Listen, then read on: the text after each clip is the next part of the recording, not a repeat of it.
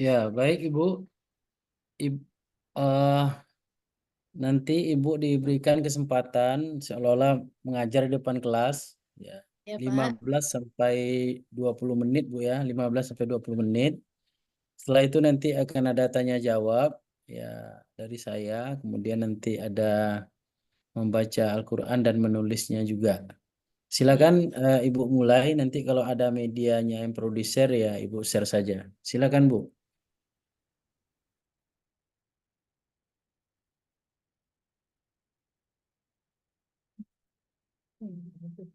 Hmm?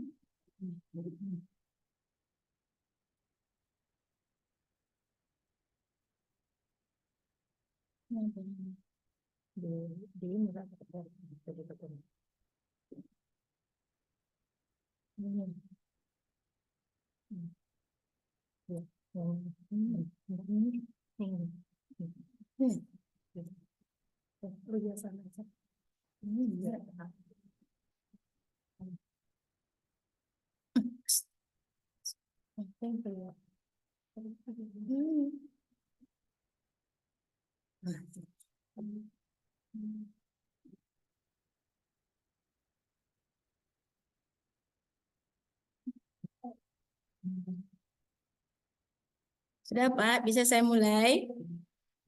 Ya, silakan Bu. Assalamualaikum warahmatullahi wabarakatuh. Waalaikumsalam. Baiklah anak-anak Bunda, apa kabar semuanya? Sehat anak-anak Bunda semuanya? Ya, Alhamdulillah anak Bunda sehat semua ya. Baik anak Bunda, sebelum kita mulai, baiklah sama-sama kita membaca doa ya, supaya pembelajaran kita pada hari ini berjalan dengan lancar dan Allah akan membukakan pemahaman kita dalam pembelajaran pada hari ini. Yuk sama-sama kita baca doa. Bismillahirrahmanirrahim. Rabbi shrah li sadri wa yassir li amri wahlul 'uqdatam min lisani yafqahu qawli. Amin amin ya rabbal alamin. Baiklah anak Bunda, sebelum kita mulai, Bunda akan absen dulu ya sayang ya. Yuk, Ahmad hadir.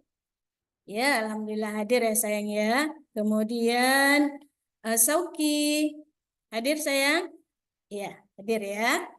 Kemudian Gibran, Alhamdulillah hadir juga ya. Baiklah anak bunda, Alhamdulillah semuanya hadir. Baiklah, sebelum kita mulai, kita speaking dulu ya. Supaya pembelajaran kita hari ini lebih semangat ya sayang ya. Ayo perhatikan baik-baik. Nah, ini udah sering dengar kan? Ya, baiklah. Coba perhatikan sambil kita gerakkan badan kita sambil olahraga ya sayangnya biar lebih semangat. Ya, sama-sama. Atas, atas, atas. Bawah, bawah, bawah. Atas, bawah, atas, bawah. Saya sudah tahu. Depan, depan, depan. Belakang, belakang, belakang. Depan, belakang, depan, belakang. Saya sudah tahu. Panjang, panjang, panjang. Pendek, pendek, pendek. Panjang, pendek, panjang, pendek. Saya sudah tahu. Besar, besar, besar. Kecil, kecil, kecil. Besar, kecil, besar, kecil. Saya sudah tahu. Bisa anak bunda semuanya? Ya, Alhamdulillah. Udah semangat? Iya, semangat ya sayang ya. Dalam menuntut ilmu kita harus tetap semangat. Baiklah anak bunda, kita masuk pembelajaran pada hari ini yaitu bab yang kedua tentang sifat-sifat Allah Subhanahu wa taala. Namun sebelum Bunda masuk, kemarin pada bab pertama kita belajar tentang surat Al-Alaq, yaitu ayat 1 sampai ayat 5. Sudah hafal semuanya? Oh iya, bagus ya nak ya. Mari kita murojaah sebelum kita masuk pembelajaran baru. Ya, sama-sama kita baca. A'udzu billahi minasyaitonir rajim. Bismillahirrahmanirrahim. Iqra bismi rabbikal ladzi khalaq. Khalaqal insana min 'alaq. Iqra wa rabbukal akram. Alladzi 'allama bil qalam. 'Allamal insana ma lam ya'lam. Shadaqallahul azim. Iya, pintar anak bunda ya, sudah hafal semuanya. Kemudian ada yang tahu nggak apa itu isi pokok dari surat Al-Alaq? Ya, pintar. Kita disuruh banyak belajar karena di situ ada perkataan ikro, bacalah. Kemudian kita disuruh banyak belajar dengan menggunakan pena. Ya, pintar ya sayang ya. Kemudian, baiklah anak bunda, kita masuk ke materi kita tentang sifat Allah Subhanahu wa Ta'ala. Nah, coba perhatikan gambar ini. Ini ada gambar apa? Ya, gambar anak sedang berdoa. Apa maksudnya sayang? Ya, pintar. Ini adalah setiap apa yang kita minta, setiap kita berdoa, insya Allah akan didengarkan oleh Allah Subhanahu wa Ta'ala. Ada hubungannya dengan sifat wajib Allah, yaitu Allah maha mendengar. Pintar ya. Kemudian Bunda lanjutkan. Sebelum kita masuk materi, ini ada tujuan pembelajaran kita. Adapun tujuan pembelajaran kita pada hari ini adalah yang pertama, menjelaskan macam-macam sifat Allah Subhanahu wa Ta'ala. Jadi sifat Allah itu ada macam-macamnya. Yang pertama, sifat wajib bagi Allah Subhanahu wa Ta'ala. Yang kedua, sifat mustahil bagi Allah Subhanahu wa Ta'ala. Yang ketiga, sifat jaiz bagi Allah. Coba ulangi anak bunda, ada berapa sifat Allah? Ya, ada 3, yaitu sifat wajib, mustahil, dan sifat jaiz. Kemudian, apa itu sifat wajib, sifat mustahil, dan sifat jaiz, serta pembagiannya? Adapun sifat wajib adalah sifat kesempurnaan yang dimiliki oleh Allah yang pasti ada pada Allah Subhanahu wa Ta'ala. Berapa pembagiannya? Nah, pembagiannya ada 20 ya sayang ya. Kemudian apa itu sifat mustahil? Sifat mustahil adalah sifat yang tidak mungkin ada pada Allah Subhanahu wa Ta'ala. Dan pembagiannya juga ada 20. Dan yang ketiga adalah sifat jaiz. Apa itu sifat jaiz? Yaitu sifat kebebasan bagi Allah Subhanahu wa Ta'ala untuk melakukan apapun saja ya sayang ya. Jadi Allah itu mempunyai kebebasan dalam bertindak. Kemudian kita masuk kepada sifat wajib Allah yang 20. Di sini sudah ada sifat wajib Allah yang 20. Supaya kita bisa menghafalnya, mari kita sama-sama sambil bernyanyi supaya mudah kita mengingatnya ya sayang ya. Ayo sama-sama dengarkan. Bunda baca ya sambil bernyanyi. 1, 2, 3.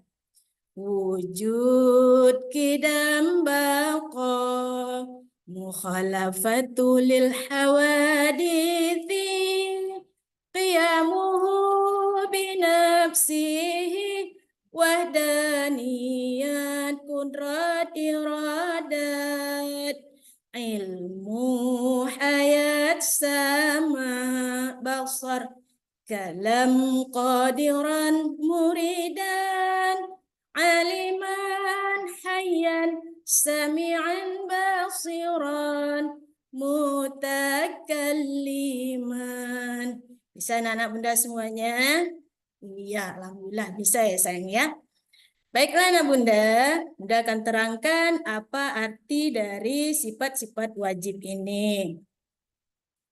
Namun di sini karena ini adalah pertemuan pertama yang kita bahas adalah sifat wajib 1 sampai 5 ya sayang ya. Sekarang perhatikan yang pertama sifat wajibnya adalah wujud. Nah, ada yang tahu apa arti wujud? Ya, pintar. Nah, wujud artinya adalah ada. Maksudnya Allah itu ada. Tidak bergantung kepada siapapun. Dia ada, sudah ada terlebih dahulu sebelum alam ini ada ya sayangnya. Apa buktinya Allah itu ada? Ada yang tahu? Ya pintar. Adanya Allah itu dibuktikan adanya alam semesta. Dengan adanya alam semesta berarti membuktikan ada yang menciptakan yaitu Allah Subhanahu wa taala. Yang kedua, sifat wajib Allah yang kedua adalah qidam. Qidam apa artinya? Ya pintar. Qidam artinya terdahulu. Jadi Allah itu sudah ada dari dahulu sebelum alam ini ada, sebelum makhluk ini ada. Ya sayangnya. Yang ketiga, yaitu adalah bako. Bako artinya, ya pintar. Kekal ya sayangnya. Nah, bako artinya kekal. Apa artinya kekal? Kekal itu Allah akan kekal selama-lamanya. Allah tidak akan mati. Seperti yang dialami oleh makhluknya. Kalau makhluknya itu ada masanya ya sayangnya seperti manusia. Ada yang sudah meninggal ketika kecil, ada yang ketika sudah dewasa, ada yang meninggal baru sudah tua ya nak ya. Kalau Allah dia tidak akan meninggal seperti kita. Jadi Allah akan kekal selama-lamanya. Kemudian yang keempat, mukhalafatul lil hawadisi. Apa arti mukhalafatul lil hawadisi? Mukhalafatul lil hawadisi artinya Allah itu berbeda dengan makhluk. Allah tidak sama dengan makhluk. Jadi Allah melihat tidak sama melihat seperti kita. Allah mendengar, tapi Allah tidak mendengar seperti kita karena pendengaran dan penglihatan kita adalah terbatas. Sementara penglihatan dan pendengaran Allah tidak terbatas. Kemudian yang kelima, qiyamuhu binafsihi. Ada yang tahu arti qiyamuhu binafsihi? Ya, pintar. Qiyamuhu binafsihi artinya berdiri sendiri. Allah tidak butuh bantuan siapapun. Berbeda dengan makhluknya. Kalau kita sebagai makhluk sangat membutuhkan orang lain karena kita adalah makhluk sosial. Ya, nak ya? Jadi Allah berbeda dengan makhluk. Allah tidak membutuhkan siapapun.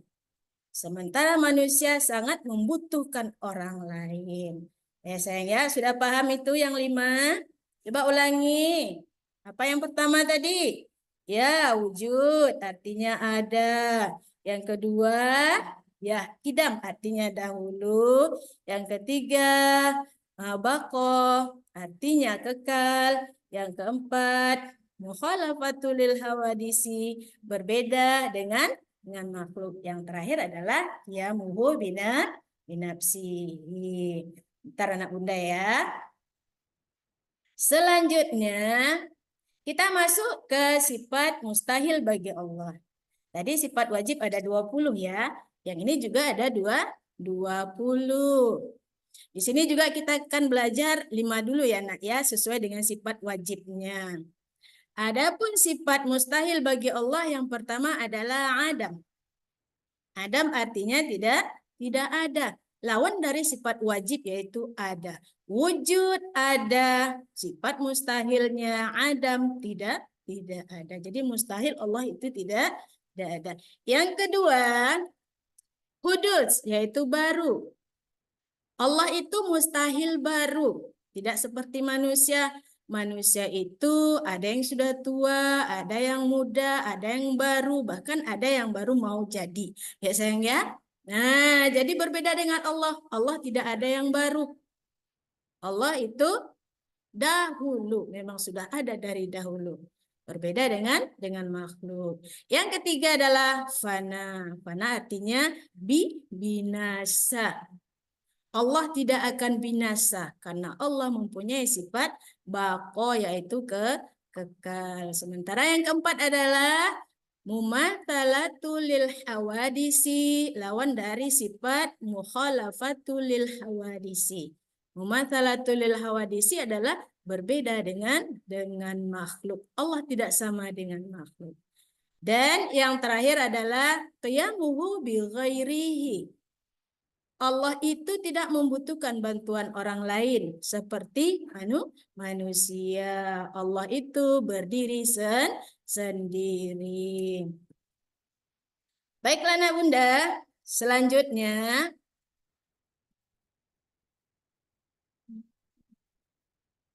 yang terakhir adalah sifat jaiz bagi Allah. Tadi sifat wajib ada 20, sifat mustahil ada 20, sifat jaiz ada 1. Jadi cara mudah menghafalnya 20, 21. Ya sayang ya, sifat wajib 20, mustahil 20, jaiz ada 1. Sifat jaiz yang 1 itu yang mana? Ini dia, coba perhatikan baik-baik. Fi'lu kulli mungkin au tarkuhu. Perbuatan yang mungkin dilakukan oleh Allah, mungkin juga tidak dilakukan oleh Allah Subhanahu wa taala. Apa contohnya? Contohnya adalah Allah menciptakan alam semesta. Ini pilihan Allah. Allah mau ciptakan atau tidak itu terserah sama Allah. Ya nak ya, nggak ada yang maksa. Tidak seperti kita. Kita nggak belajar, nah nanti kena marah. Bukannya begitu? Iya. Kalau mau sekolah, belajar dengan baik-baik. Tidak seperti Allah. Allah tidak ada yang memaksakan. Sementara kita setiap kita ini pasti ada aturannya masing-masing. Di rumah ada aturan, di sekolah ada aturan, di masyarakat juga ada aturan. Kalau Allah mempunyai kebebasan, sementara manusia terikat dengan segala peraturan, ya sayang ya. Kemudian Allah memberikan rezeki kepada makhluknya sesuai dengan yang Allah kehendaki. Yang terakhir, Allah juga berkuasa untuk tidak menciptakan sesuatu atau memberikan sesuatu jika itu sesuai hikmahnya. Baiklah anak bunda, tadi sudah bunda terangkan. Sekarang anak bunda kasih 3 kita buat kelompok untuk membahas apa itu sifat wajib, sifat mustahil, dan sifat jaiz. Bunda bagi kelompoknya 3 kelompok. Ya, masing-masing 6 orang ya nak ya, masing-masing 6 orang. Anak bunda kerjakan, bunda kasih waktu sekitar 15 menit ya sayang ya. Anak bunda bahas apa itu sifat wajib Allah, apa contohnya, kemudian sifat mustahil dan sifat jaiz. Ayo sekarang mulai dikerjakan, bunda tunggu ya.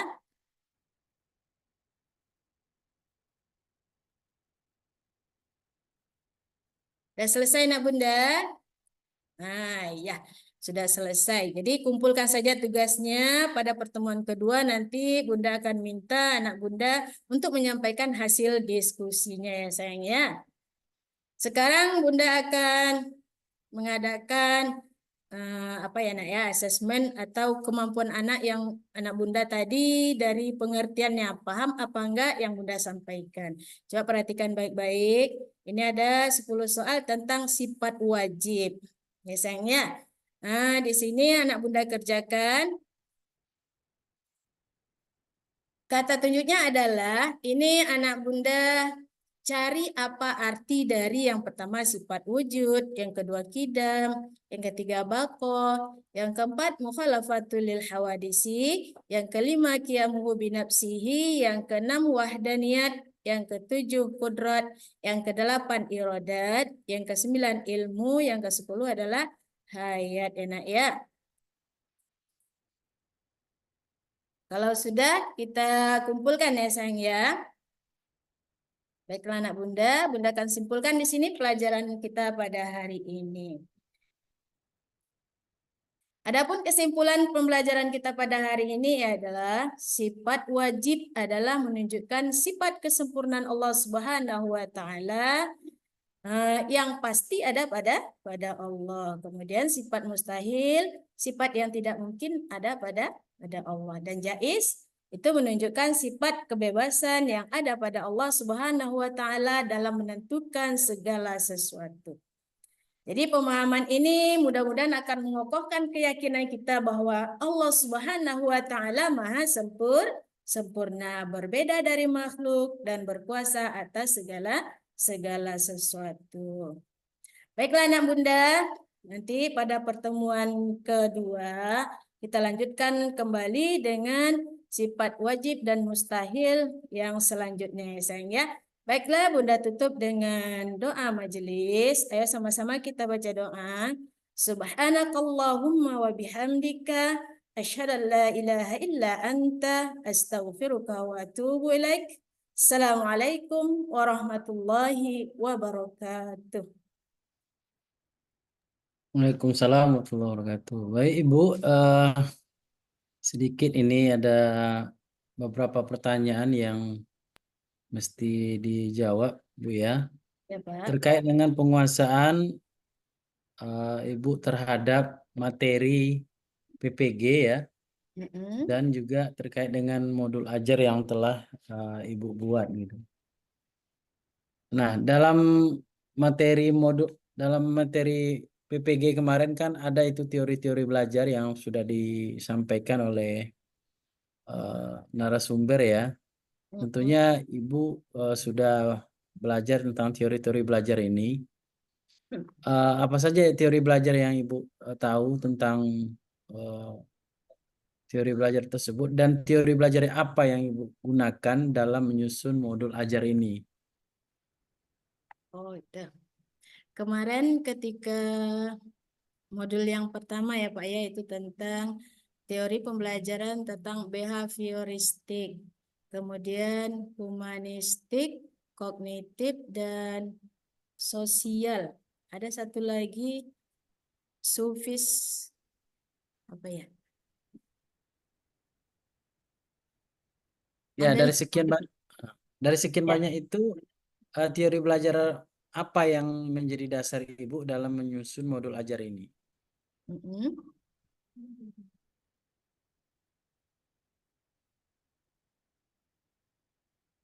Maksudnya dalam Yang menyusunan pembelajaran ini ya Pak ya. Ya, dalam menyusun modul ajar ini kan banyak tadi teori-teori belajar itu. Yang mana yang Ibu pakai dalam menyusun modul ajar ini? Oh ya. Hmm.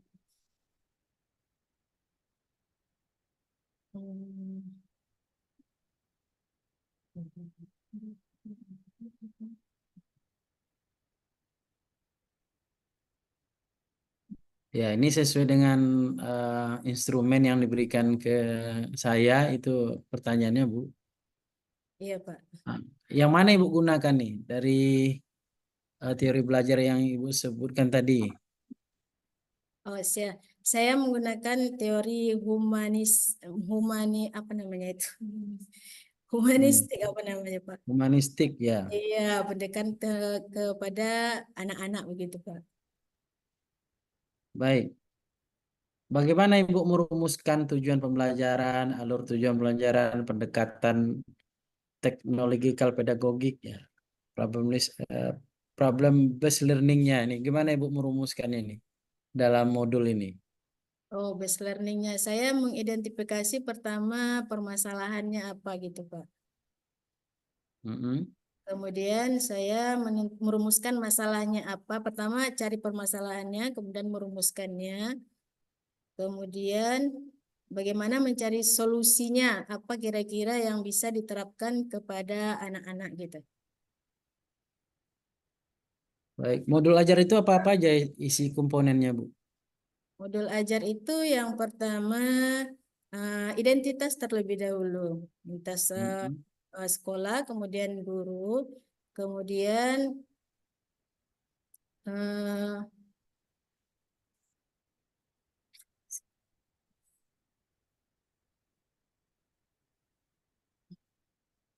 tujuan pembelajaran. Yang jelas itu ada Mm-mm. CP-nya, ada TP, ada ATP. Kemudian inti apa apa namanya itu? Kegiatan intinya. Nah, Ya, ya.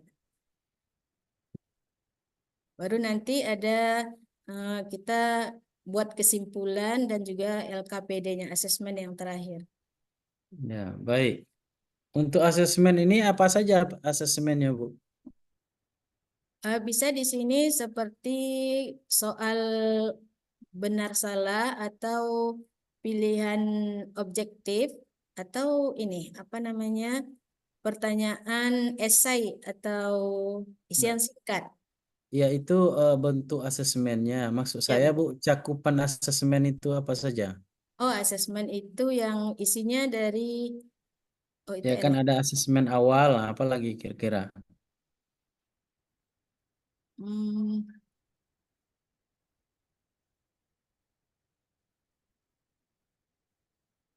hmm, Asesmen awal, formatif, nah, ya. apa lagi?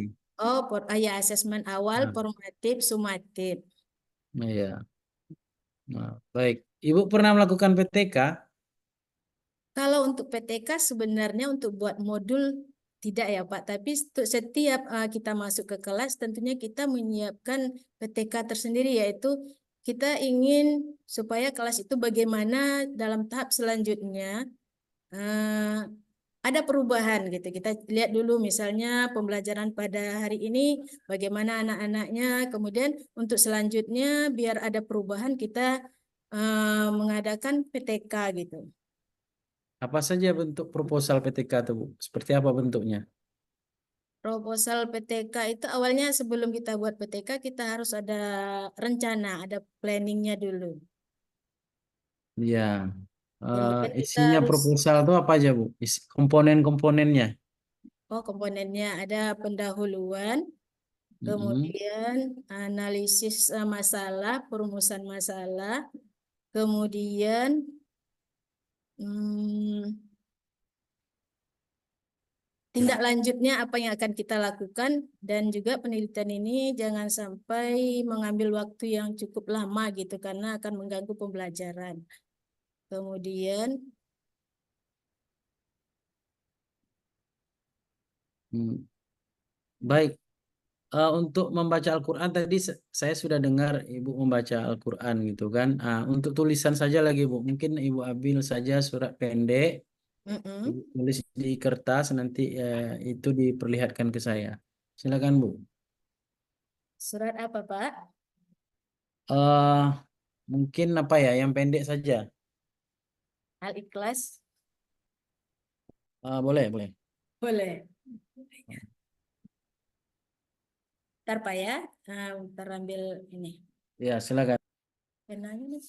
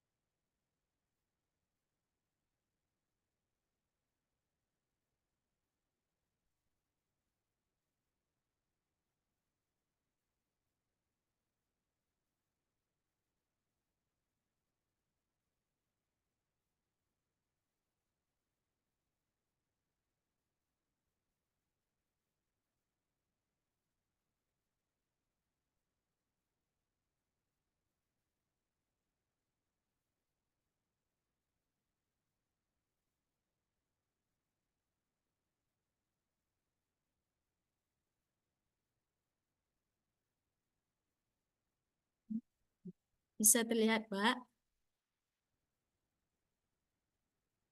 Kecil kali. Oke, baik cukup Bu. Iya. Ya baik, untuk ini kita cukupkan dulu sampai di sini Bu. Semoga Ibu sukses untuk ke langkah berikutnya. Iya. Terima kasih, Ya Pak. ya sama-sama Bu. Silakan di stop recordingnya. Hmm.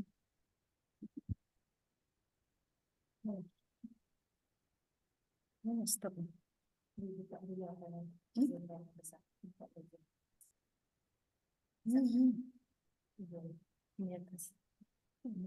Di stop dulu Bu. Kalau nggak di stop nanti nggak tersimpan dia. Iya, sebentar.